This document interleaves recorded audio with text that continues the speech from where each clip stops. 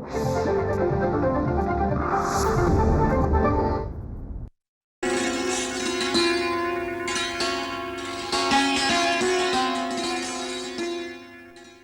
वर्षांपूर्वी आम्ही आशापूर्ण देवीनी लिहिलेली बंगाली गोष्ट किकोरे बोचको प्रस्तुत केली.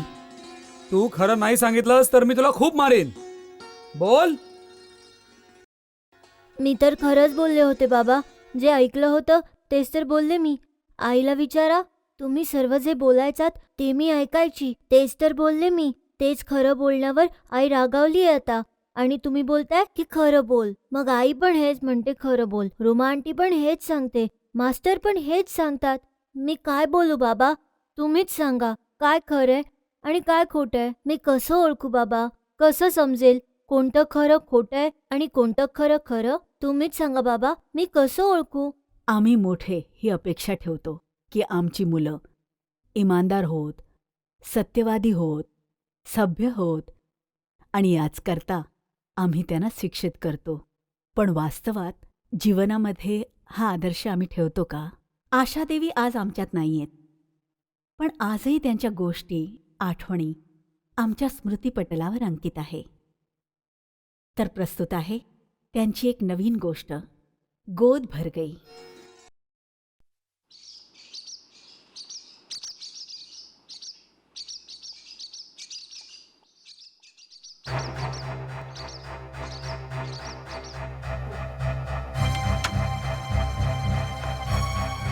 या इन्स्पेक्टर साहेब, इथे इथे वर राहते ही थेरडी. आम्हीच तिच्यावर दया दाखवून तिला राहायला जागा दिली. बघा ना, वरच्या पूर्ण पोर्शनवर कब्जा केलाय हो. आता आम्ही काय करायचं? विजय बाबू, घाबरण्याची काही गरज नाहीये.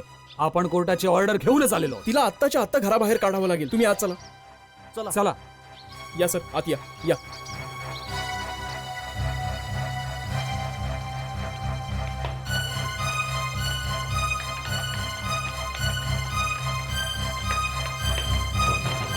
दरवाजा खोला.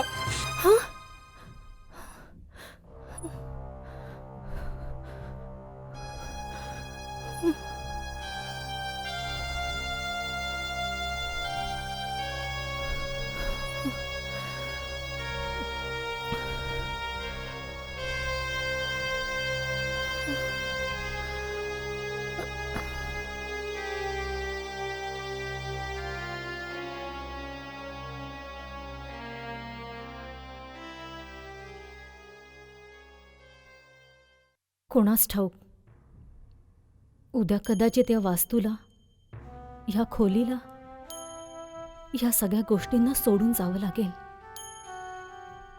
नेहमी असंच का घडतं माझ्या नशिबात? जेव्हा कधी कोणाचा आधार मिळाला, क्षणार्धात तो सुटून गेला. का घडतं असं माझ्याबरोबर? तू पण नाही आलीस कधी माझ्या मदतीला. कोणत्या अधिकाराने तू मला या सुखांपासून वंचित करतेयस? असं कोणतं वैर आहे तुझं माझ्याशी?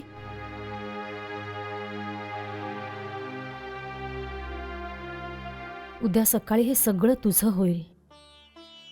20 वर्ष तुला आपल्या छातीशी कवटाळून तुला सांभाळलं मी. कायद्याने तू माझा मुलगा आहेस, पण दैवानं जर तू माझ्या पोटी जन्म घेतला असतास तर तुझ्याशी भांडू शकले असते, रागावले असते.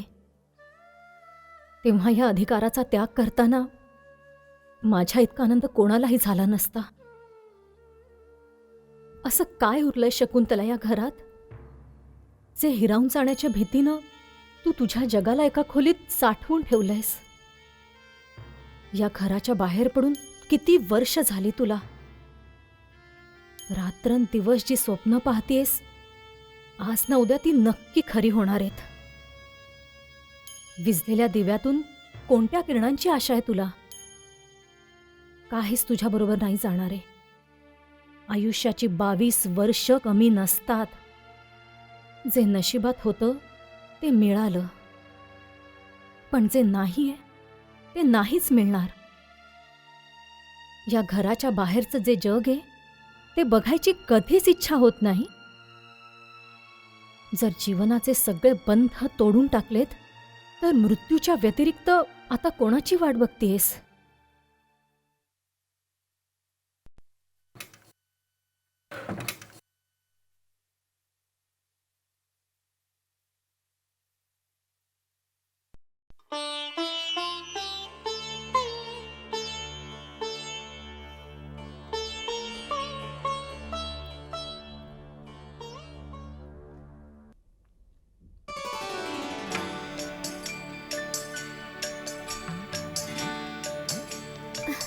अरे काका, कशी दिसते मी? खूप सुंदर, खरीखुरी राजकुमारी वाटते. ईश्वर तुझं सगळ्या वाईट नजरांपासून रक्षण करो. काय झालं काका? माझ्या लग्नामुळे तुम्ही आनंदी आहात ना? बेटी, गरिबीत स्वप्न पण साथ सोडून जातात. तुला तर देवी मानं आपलं रूप देऊन पाठवलं या जगात. तुला कधी सुख नाही देऊ शकलो मी. परिवाराचा गुजारा किती मुश्किलीनं केलाय मी. तुझ्यापासून काही नाही लपवलंय. पण बेटा, खूप विचार विनिमय करून मी हा निर्णय घेतलाय. श्रीपती कलकत्त्याचे प्रसिद्ध कारोबारी आसामी आहेत. आपल्या आईच्या आग्रहाखातर मोठ्या मिन्नतवारीनं ते या लग्नाला तयार झाले आहेत. बेटी, तुझ्या काकानं जेवढं जग पाहिलं आहे त्या अनुभवानं सांगतोय मी. श्रीपती बाबूंचं वय थोडं जास्त आहे, पण खरंच ते खूप चांगले व्यक्ती म्हणून आहे. तू तू तिथे सुखी राहशील बाळा.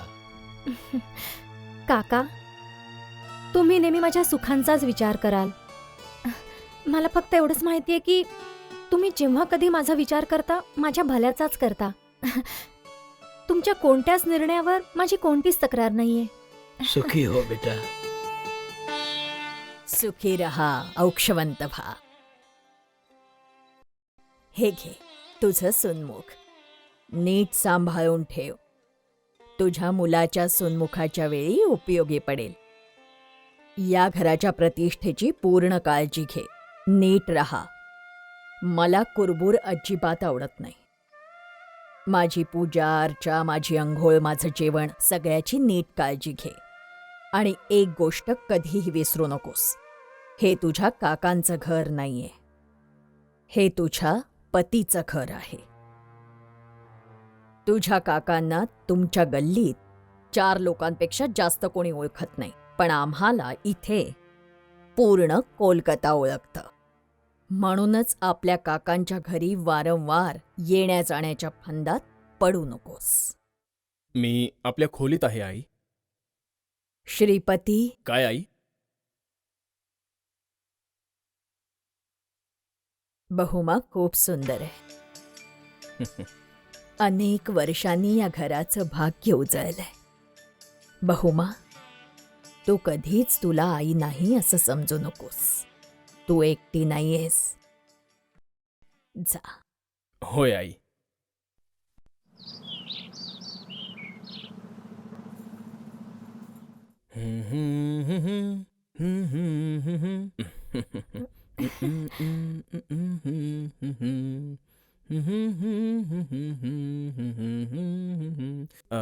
खर्चा करता हे पैसे ठेवून घे. आणि स्वतः करता काही हवं असेल तर विकत घे. नाही नाही, मला काहीच नकोय. घरात गरज पडते ग. आता मी तर घरात 24 तास नसतो ना.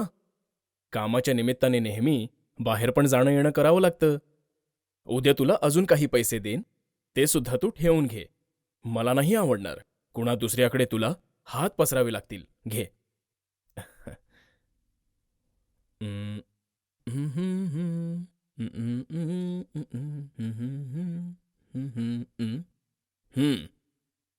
कुठे येणं जाणं करायचं असेल तर तू आईला सांगून जाऊ शकतेस. आपल्या घरचा खालचा मजला आहे ना, तो विजयबाबूच्या कुटुंबाला राहण्यासाठी दिलाय भाड्याने. जुने संबंध आहेत ना त्यांच्याशी आपले. लोकही चांगली आहेत. जर तुला वाटलं तर त्यांच्याकडेही जाऊ शकतेस. आणि आई थोडीशी फटकळ आहे. कधी कधी तर ती अतिशय टोचून बोलते, पण ती मनानं वाईट नाहीये. थोड्याच दिवसात तुलाही ते कळेलच. किती स्नेह, किती सन्मान दिला तुम्ही मला. खरंच आपल्यात वयाचं अंतर असं कधी जाणवलंच नाही मला. प्रेम उमलायला वेळच नाही मिळाला. किती कमी वेळाचा सहवास होता आपला. फक्त 7 महिने, पण त्या 7 महिन्यात आयुष्यभराचं सुख अनुभवलं मी.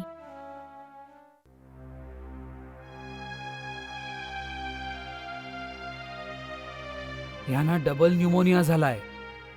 खूप जपावं लागणार आहे. मी औषधं लिहून देतो. तुम्ही बाजारातून ताबडतोब ती आणून यांना लगेच देऊन टाका.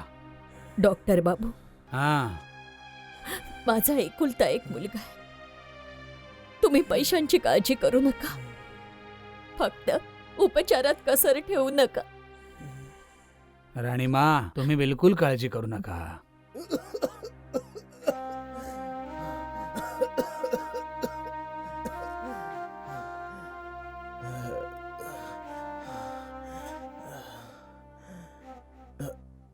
मी तुला कोणतं सुख नाही देऊ शकलो. कोणतं सुख नाही. माझं सुख तर तुमच्यात आहे. तुमच्याशिवाय मला दुसरं काहीच नकोय. आई तुला खूप वाईट साईड बोलते ना ग. हे कोणी सांगितलं? आई माझी खूप काळजी घेतात. तुझ्याशी लग्न होण्यापूर्वी मी मृत्यूपत्रात सगळं आईच्या नावे केलं होतं.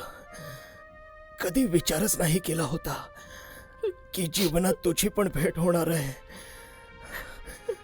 माझ्याशिवाय आईचं या जगात दुसरं कुणीच नाहीये. आईचं आजपर्यंत कुणाशीच पटलं नाही. सगळ्यांशी भांडणं करते.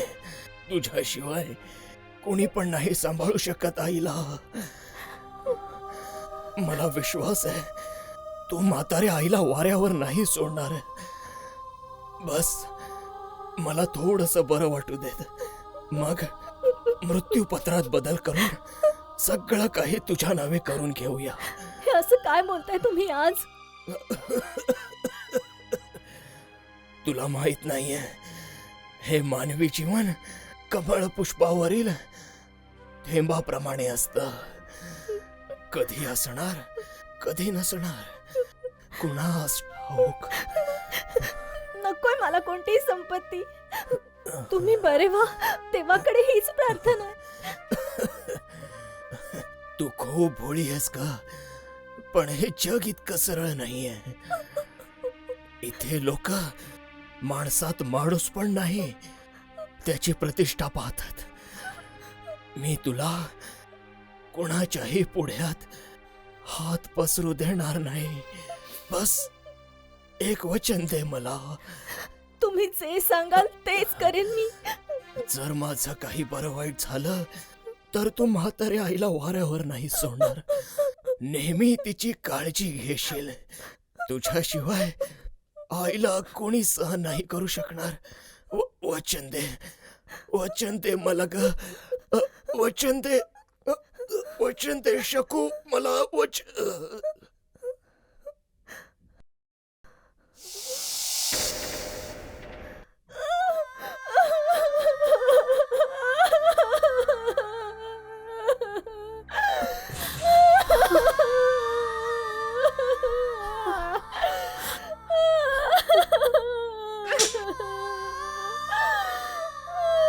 बेटी, सगळ्या प्रकारे समजून उमजून विचाराने हा निर्णय घेतला होता. पण यमराजचा विचार नव्हता केला. त्याच्या मनमानीचा विचार नाही केला. लोक असं म्हणतात की सगळी संपत्ती तुझ्या सासूच्या नावावर आहे. श्रीपती बाबू तुझ्या नावावर काही नाही ठेवून गेले. तुला मुलं बाळं असती तर बरं झालं असतं. नाही काका, मला संपत्तीची लालसा पण नाहीये. बेटी, माझ्याबरोबर 2-4 दिवसाकरता आपल्या घरी चल. या इथे शेवटी या विपदेमध्ये तोंड न उघडता या स्थितीला सहन केलंस. हा विचार करून करून माझं काळीज तीळ तीळ तुटतं. मी काय विचार केला होता आणि परमात्म्याने हे काय केलं. नाही काका, मी माझ्या सासूला सोडून कुठेही नाही जाणार. मी यांना तसं वचन दिलंय.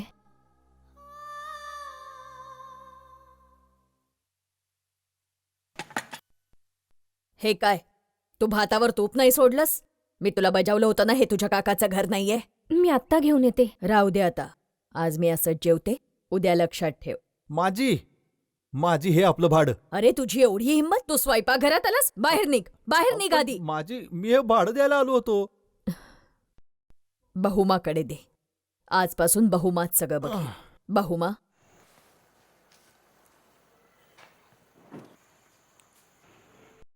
इतकी मोठी संपत्ती आणि तिला बघणारं कोणी नाही. बहुमा, आपण एक मुलगा दत्तक घेतला तर? नाही आई, परक्यावर अधिकार कधीच दाखवता येत नाही. चुप रहा. श्रीपतीचं नाव असंच जाऊ द्यायचं का? हा वंश पुढे घेऊन जाणारा, त्याला जतन करणारा कोणीच नको का? स्वर्गात कोणी मला पाणी पाजणारं नसेल. माझे पती, माझा पुत्र ते असे तहानलेलेच राहतील का? नाही. मुलगा दत्तक घेण्याच्या विषयी माझ्या मनात विचित्र परकेपणाचा भाव होता. जणू काही दैवाच्या देणगीत सुधारणा करणं, विधात्याच्या विधिलिखितावर खाडाखोड करणं.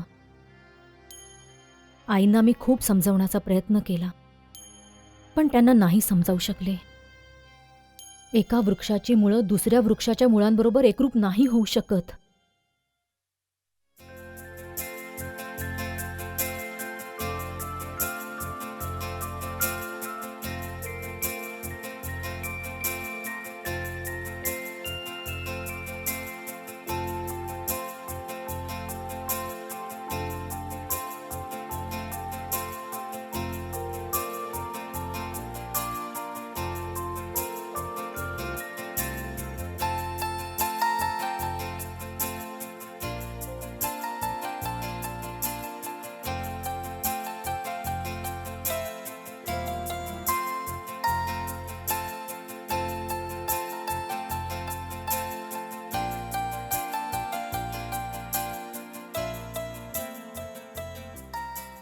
राणीमा, आपण मला बोलवलं? हो, बस. बरं. विजय, तुला 2 मुलं आहेत. तू एक मुलगा माझ्या बहुमाला दत्तक देशील का? राणीमा, दोन्ही मुलं तुमचीच तर आहेत. दोन्ही ठेवून घ्या. काय फरक पडतो? विजय, मी जग पाहिलंय आणि तुलाही ओळखते मी. राणीमा, मी देऊन तर राहिलोय. मला कायद्यानं एका मुलाचा पूर्ण हक्क माझ्या बहुमासाठी हवाय. ठीक आहे राणीमा, मी माझ्या वकिलांचा सल्ला घेऊन माझा मोठा मुलगा संजयच्या संबंधातली कागदपत्र तुमच्या बहुमाच्या नावाने करून देतो. मला तुझा मोठा मुलगा नाही, छोटा मुलगा हवाय, अजय, जो 2 वर्षांचा आहे. राणीमा, लहान तोंडी मोठा घास. पण तुम्हा दोघांना सांभाळण्याकरता कोणा एका पुरुषाची गरज आहे. तेव्हा मोठ्या संजयला दत्तक घेतल्याने तो भारही लवकरच हलका होऊन जाईल. नाही, असं कधीच नाही होणार. कच्चा बांबू वाकवल्यावर वाकतो, पण जुना झाल्यावर मोडून पडतो. मला एका दूध पित्या बाळाची गरज आहे, जो निरागस असेल, निष्पाप असेल, आणि जेव्हा त्याला समजेल तेव्हा माझ्या बहुमाला आई म्हणून ओळखेल. मान्य असेल तर हो म्हण, नाहीतर मी दुसरीकडे बोलणी करीन. नाही नाही राणीमा, आपल्याला दुसरीकडे जायची गरज नाही. आता तुम्ही हे मान्य कराल किंवा नाही, पण श्रीपती बाबूंशी माझे संबंध मोठ्या भावापेक्षाही जास्त होते. त्यांनी अनेक वेळा कठीण प्रसंगी माझी मदत केली आहे. आता ती भरपाईची वेळ आली आहे तर मी माघार कशी घेईन? मला हे मान्य आहे. ठीक आहे, मग तू वकीलपत्र करून घे. मी तुला 1000 रुपये नगद आणि बाकी भाडं माफ करीन. पण एक गोष्ट लक्षात ठेव, यापुढे तुझ्या मुलावर तुझा काही हक्क नसेल. राणीमा, मी मुलगा विकत नाहीये, दत्तक देण्याचं म्हणतोय. दोन्हीचा अर्थ एकच आहे. 21 वर्ष पूर्ण झाल्यावर अजय या संपूर्ण संपत्तीचा उत्तराधिकारी होईल आणि शकुंतलाहीस फक्त भरणपोषणाचा खर्च करण्याचा अधिकार मिळेल. जोपर्यंत तो 21 वर्षांचा पूर्ण होत नाही, संपत्तीच्या उत्पन्नावर त्याचा आणि शकुंतलाचा खर्च चालेल, तो पण फक्त आवश्यक खर्च. अजय जेव्हा मोठा होईल त्याला तो सगळा खर्च समजावण्याची जबाबदारी त्याच्या अभिभावकाची आहे. मला सांगा राणीमा, आपण अभिभावक कोणाला करणार? माझी बहुमा शकुंतला आहे ना. पण राणीमा, या बाई माणूस आहेत, व्यवहार नाही समजू शकणार. मला वाटतं विजयबाबूंना अभिभावक बनवणंच चांगलं राहील. काहीही झालं तरी त्यांचा मुलगाच आहे तो. मुलाची देखरेख ते जितकी चांगली करू शकतील, दुसरं नाही करू शकणार कोणी. तुम्ही विजयची खूपच तरफदारी करताय. विजयने काही सांगितलंय का? नाही नाही राणीमा, असं का बोलताय तुम्ही? वकील बाबू, यापेक्षा तर हे चांगलं होईल की सरळ सरळ विजयच्या हातात सगळी संपत्ती सोपवावी. काय? नाही, असं कधीच नाही होणार. अभिभावक शकुंतला आणि विजय दोघंही असतील आणि दोघंही एकमेकांवर लक्ष ठेवतील. यामुळे मुलाची संपत्ती सुरक्षित राहील.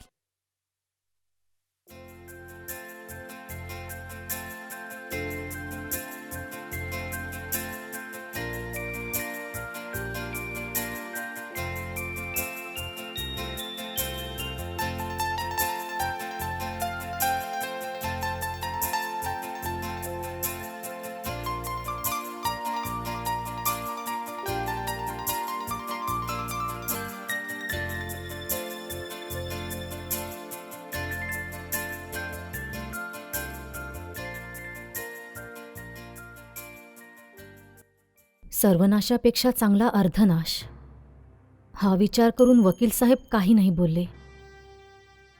आईंच्या जाण्याआधी काही महिन्यांचं भाडं बाकी होतं. ते चुकतं केलं मुलाच्या नावावर. नंतरचं बाकी असलेलं भाडं द्यायची गरजच नव्हती. विजयबाबूंनी सरळपणे भाडं देणंच बंद करून टाकलं.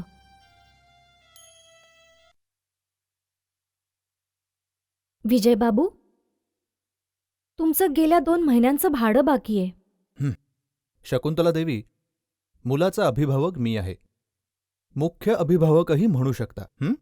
जेव्हा अजय मोठा होईल तेव्हा कारणं आणि हिशोब जे काय द्यायचे आहेत मी त्याला देईन. तुम्हाला एवढी चिंता करायची काही गरज नाहीये. पण माफ करा, तुम्ही मला या घरातून जायला पण नाही सांगू शकत आणि आम्ही या घरातून जाणारही नाही. आणि असं कसं सोडून देऊ अजयला तुमच्या जीवावर या घरात? कोणास ठाऊक तुम्ही कसे वागवाल त्याला. चला जा आता, जोरात वाज जरा.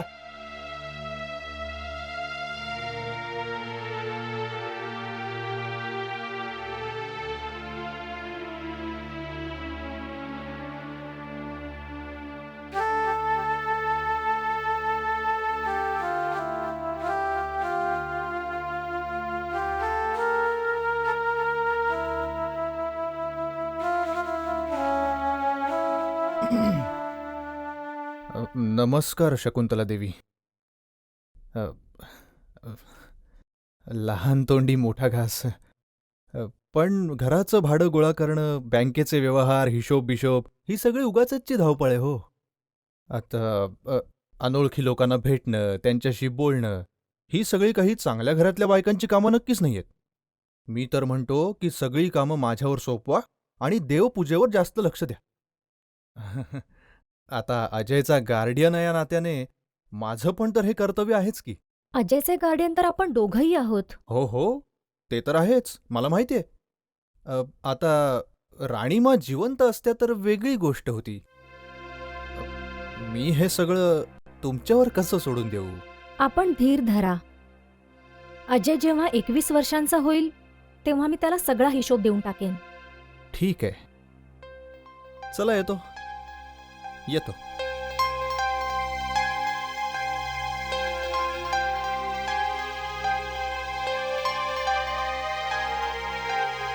ज्या करता विजयबाबूंनी हे सगळं केलं ते त्यांना साधलंच नाही. नगदी रुपये त्यांच्या हाती नाही लागले. त्यामुळे त्यांची होणारी तडफड वेळोवेळी माझ्या दृष्टीस पडायची. ते असा व्यवहार करू लागले जणू काही हे घर त्यांचंच आहे आणि मला राहायला देऊन जणू माझ्यावर उपकार करतायत. गच्चीच्या दरवाजाला त्यांनी कुलूप लावलं.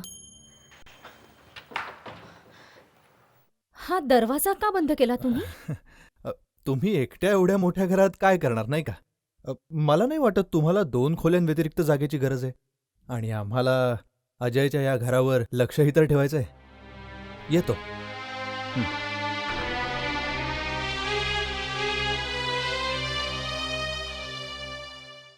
आणि माझा संसार वरच्या खोल्यांमध्ये कोंडला गेला. चालव गाडी चालव.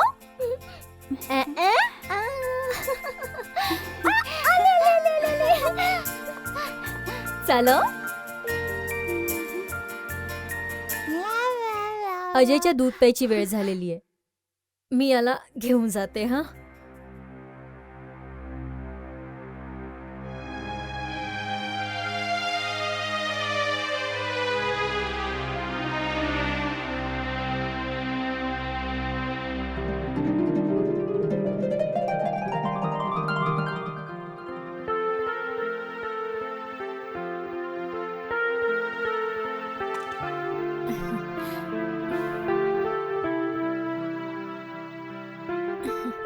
अजय लवकर खाली चल, आईने तुला जेवायला बोलवलंय.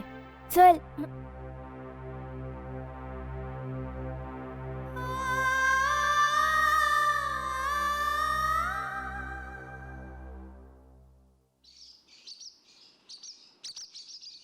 अजय, अजय, वरती ये.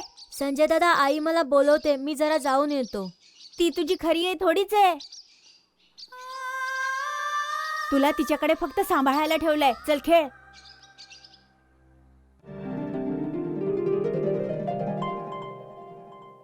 अजय,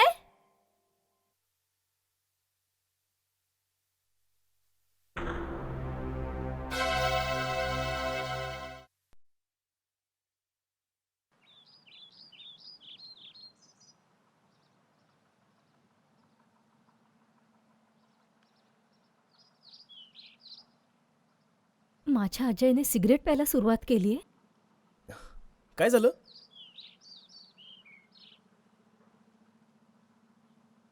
तुम्ही माझ्या रूममध्ये काय करताय? बेटा, ते तुझे कपडे पसरलेले होते. संपूर्ण संसार पसरलाय तुमचा या 4 भिंतीत.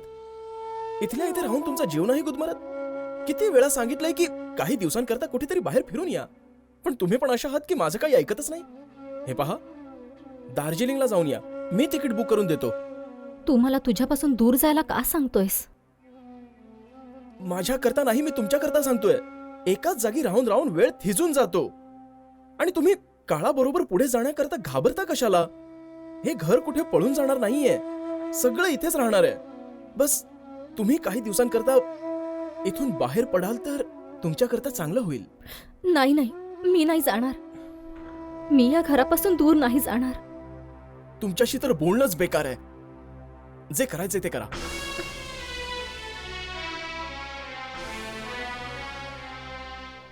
मी तुला हे कसं सांगणार होते की मी हे घर, ही खोली का सोडून जाऊ शकत नव्हते. जर मी तुला सांगितलं असतं तर तू म्हणाला असतास, शी, आई किती स्वार्थी विचारांची आहे.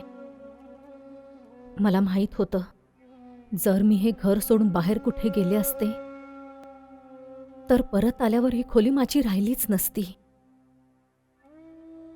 पण जर तू हे मला सांगितलं असतंस की मी या खोलीत राहिल्याने तुला त्रास होतोय, तर मी गेले असते.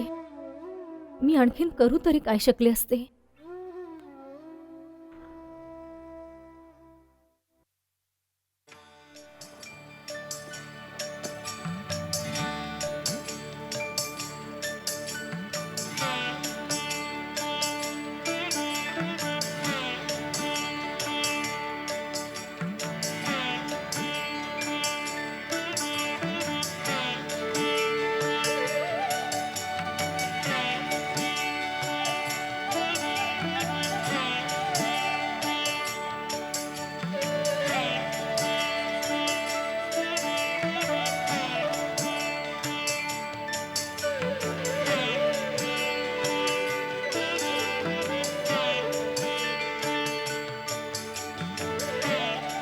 आतिशीचं लेटर अजयच्या नावावर?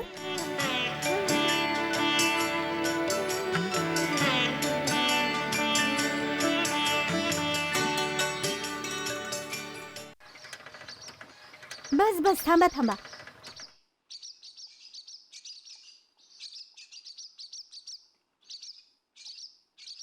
अजय, अजय, अजय. काय झालं बेटा? वर ये. लाजू नकोस, वरती ये.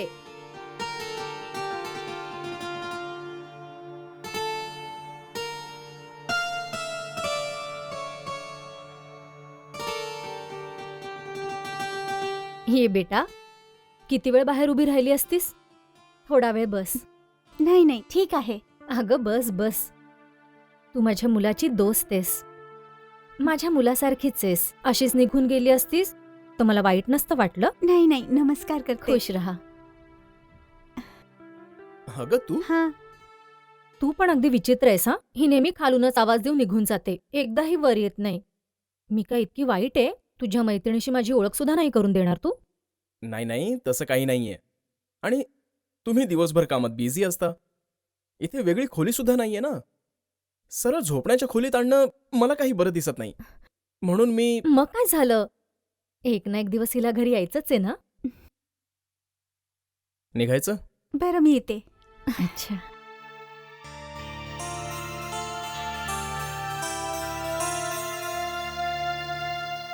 काय मग झाली ना सगळी कामं नीट तुझी? हो, देवाच्या आशीर्वादाने सगळी झाली. हो तू देवाचेच आभार मान. हां. ए, ए रिक्षा. हळू चालव रे बाबा. आलो एकदाच घरी. बस बस बस बस बस हा, हा, थांबू थांब इकडे. इकडे. बरं, त्याचे पैसे देऊन टाका. किती झाले रे? 3 रुपये. कुठे गेले? हा हे घे. चल.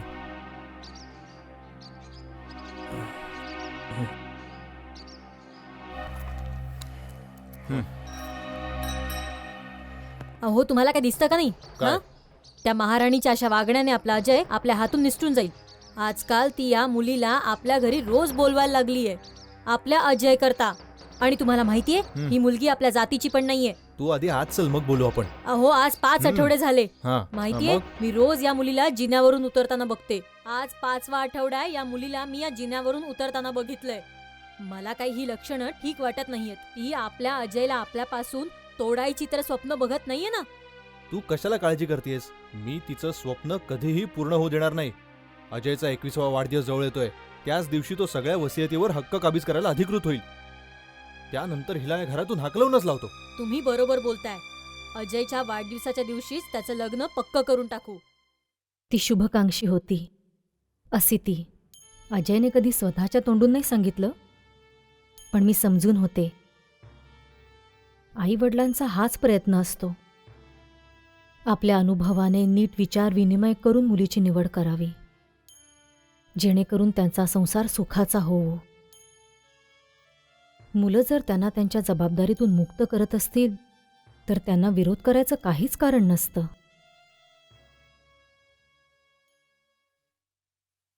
अजयला कधीपासून ओळखतेस? आम्ही कॉलेजमध्ये पहिल्यांदा भेटलो. आणि मग तुमची मैत्री झाली? हो. बरं मी आता निघते. अगं, तू तर काहीच खाल्लं नाहीस. घे, हे बिस्किट घे. नको नको, तुम्ही घे मला ना. इतकं काही खायला घातलं. आता संध्याकाळपर्यंत मला भूकच लागणार नाही. बरं अजयला सांगाल का? मला नोट्स हव्या होत्या. ठीक आहे, सांगेन त्याला. पण जेव्हा कधी तुला वेळ मिळेल ना, इकडे येत जा. नोट्स घ्यायला नाही, मला भेटायला. मला नक्की आवडेल ते. हो नक्कीच येईल. बरं नमस्कार. येऊ मी? नमस्ते.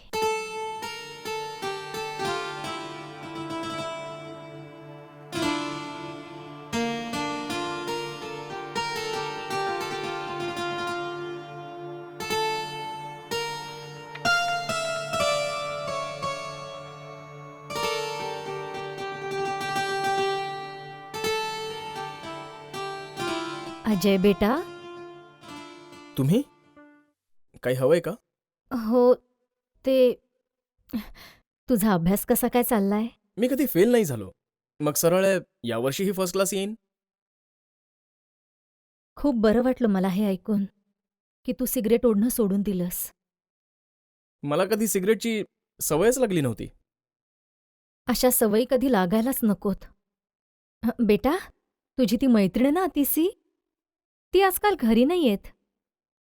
चांगली मुलगी आहे ती. हे पहा, मला वेळ होतोय. निघायला हवं.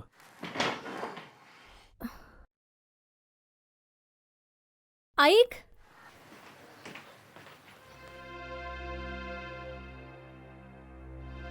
नमस्कार शकुंतला देवी. कोणत्या मुलीला अजयच्या गळ्यात बांधायचा डाव रचताय तुम्ही? अजय माझा मुलगा आहे. दत्तक घेतलंय मी त्याला. तुमचा त्याच्यावर कोणताही अधिकार नाहीये. अजय कोणाचा मुलगा आहे याचा निवाडा उद्या होणार आहे. उद्या अजयचा वाढदिवस आहे. त्याचं लग्न ठरवणार आहोत आणि लग्न ठरवणार आहे मी. त्या मुलीबरोबर जिला आम्ही पसंती दिली. फक्त एकच रात्र उरली तुमच्याकडे. उद्याची रात्र तुम्हाला कुठे काढावी लागेल तो वरचाच जाणो. हं? आपलं सामान सुमान सगळं बांधून तयारी करून ठेवा शकुंतला देवी. उद्यानंतर अजय बरोबरचं तुमचं सगळं नातं संपून जाणार आहे. मग तुमच्याजवळ काहीच नाही राहणार. ना तुमचा मुलगा, नाही हे घर. समजलं की नाही? येतो मी.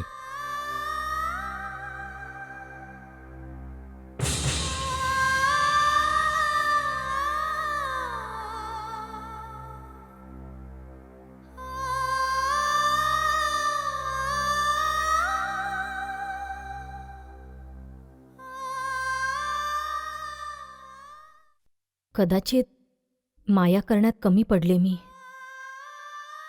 काळाने मला देवकीसुद्धा होऊ दिलं नाही आणि यशोदासुद्धा. मला वाटतं रक्ताची नाती मायेच्या नात्यांपेक्षा मोठी असतात. आज अजय पूर्ण 20 वर्षांचा झालाय. उद्या त्याचा वाढदिवस आहे. 21व्या वर्षात तो पदार्पण करणार आहे.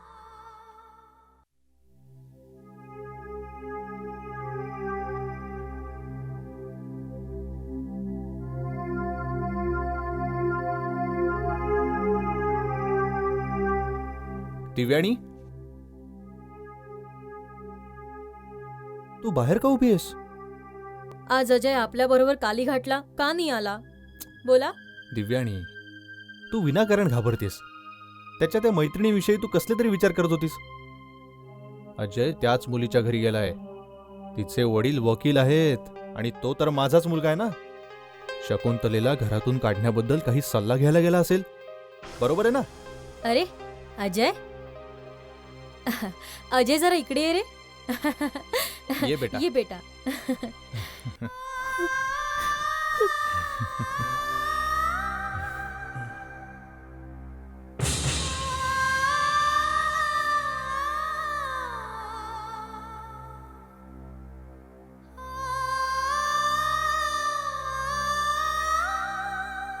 इतक्या अंधारात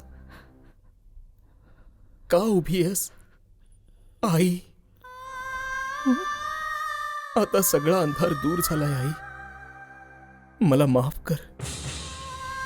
आजपर्यंत मी स्वतःला आपल्या विचारांची जाणीव नाही करून देऊ शकलो.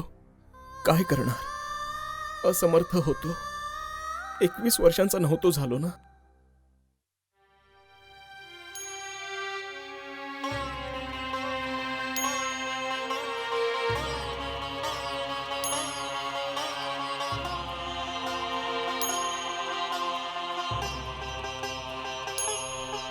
मला आशीर्वाद नाही देणार आई? आपल्या मुलाला आशीर्वाद नाही देणार आई?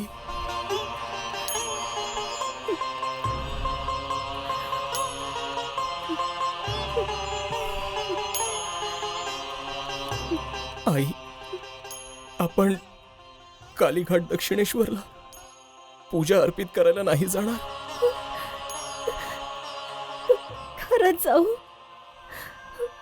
उद्या सकाळी जाऊ. आपण दोघं जाऊ. आई, जर तुझी परवानगी असेल तर अतिसीला पण आपल्या सोबत घेऊया. हो, मी सकाळीच तिच्या आईशी बोलेन. आपला अधिकार वापरून तिला गाडीत बसवेन. ती खऱ्या अर्थाने शुभकांक्षी आहे.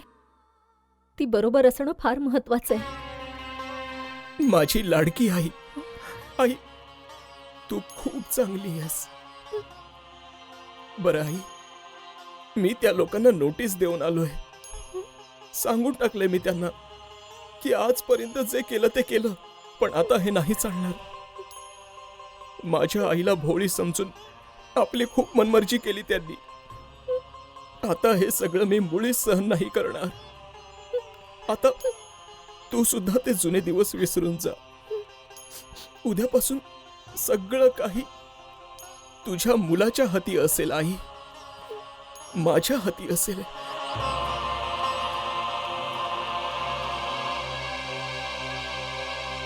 सांगितलंय मी त्यांना, 7 दिवसांच्या आत हे घर सोडून दुसरीकडे कुठेही निघून जा, नाहीतर पोलिसांना बोलावून घराबाहेर काढेन. किती वर्षांपासून भाडं नाही दिलंय. पावती सुद्धा नाही दाखवू शकणार. ना कायदा मदत करू शकणार, नाही दुसरं कोणी. अजय, तू कोणाबद्दल बोलतोयस? कोणाला नोटीस देण्याबद्दल बोलतोयस?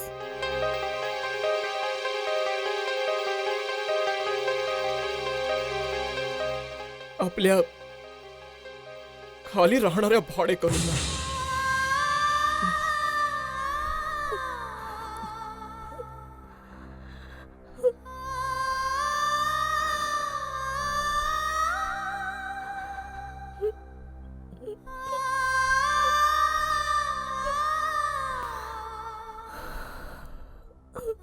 आई, मानवी मनाची घडलेली आशापूर्णा देवी, स्त्रियांच्या मनात घर करून राहिलेली आशापूर्णा देवी, ज्ञानपीठ पुरस्कृत आशापूर्णा देवी.